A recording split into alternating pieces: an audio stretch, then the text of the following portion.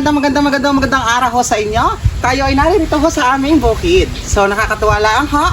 Dahil i-share ho natin sa ating first vlog dito sa YouTube ang ating mga ginagawa sa ating daily life. Ayan, halika na, manood na ho tayo.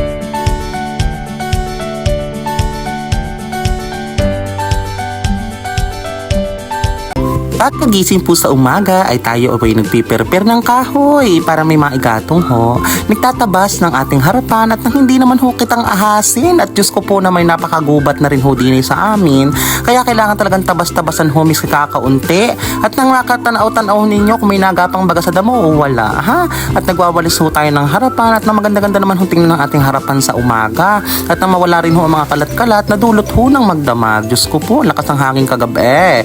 Diyos ko, garni din ho ang ating ginagawa. Tayo ho'y nagdidilim ng halaman at ang mga luntian hong dahon ay manatili hong nakikita sa ating mga halamang nasa sa unahan at hindi natutuyo at nasisira. At talaga naman hong kailangan hong gawin iyan araw-araw at hindi ho pwedeng iyan ay makakaligtaan. Yan ha, ganyan ho ang ating ginagawa araw-araw. Tayo ay nagdidilig ng halaman at nang subigla ang kanyang mga dahon-dahon. Ay dini ho sa amin ay wala ho nakatap na tubig kaya kailangan ho ay magbubumba dini ho sa tinatawag ho na ring pangbumba ho dini sa amin. Araw-araw mong gagawin iya miski maging masilan at talaga namang kailangan ho iyang gawin magtungga ng may mailigaw at nang hindi magmukha at mag-amoy asim pagka ikay nakipagchismisan sa kapitbahay.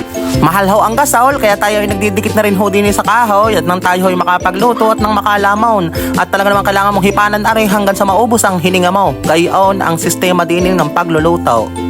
Ay di yun hong ating inigib kanina panghugas naman ho din ng plataw at nang may malamunan ho mamaya abay mahirap naman lumamon sa pinggang pinaglamunan na uli kaya huhugasan mo rin pa isa-isa at pagka naubos ang tubig hindi kitutungga uli doon sa puso bagar ni ho ang aming sistema ho din pero napakasarap ho ng buhay din sa probinsya dahil sariwa ang hangin at talaga namang magagawa mo ang lahat at hindi makakahinga ng maluag-luag yun lang ho din talaga ang buhay talagang garni ang gagawin mo araw-araw sinampay ko rin ho ari mga hindi ho natuyo kahapon at dahil umulan at dahil ang bagyong Wilma ay talagang umaatake di atin ho sinampay uli ari mga hindi natuyo at hindi naman ho magamoy kulog sinampay ho natin din sa ating harapan ayan yan pa isa-isa yun may papakailang peraso lang naman ho naman hindi natuyo yan bagaw ari ho ang ating pansabong na ari naku po Diyos ko po ari usong-uso din sa amin kaya nag-aalaga ng mga tandang at nang may maisugal mamaya sa sabungan ay talagang ho nakakatuwa talagang sa palagay ko naman ho ready na ari ang manok na ari ready na Kamusta ho kayo? Ayan, di ba ga nakita ho ninyo ang buhay ng probinsyana ang inyong talakerang Batangganya at talaga naman kung gusto ho ninyo mapasyalan ang napakaganda ho namin lugar ay pumanikid mapaghugas ng pinggan mapagdilig ng halaman mapagpirpir ng kahoy